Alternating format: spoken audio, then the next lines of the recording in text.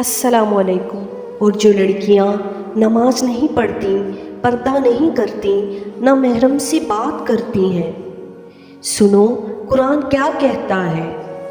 اگر تم پرہیزگار رہنا چاہتی ہو تو کسی اجنبی شخص سے نرم لہجے میں بات نہ کرو، تاکہ وہ شخص جس کے دل میں کسی طرح کا روگ ہے کوئی امید نہ پیدا کر لے، اور دستور کے مطابق بات کیا کرو اور اپنے گھروں میں ٹھہری رہو، اور جس طرح پہلے جاہلیت کے دنوں میں زیب و زینت کی نمائش کی جاتی تھی، اسی طرح اظہار زینت نہ کرو،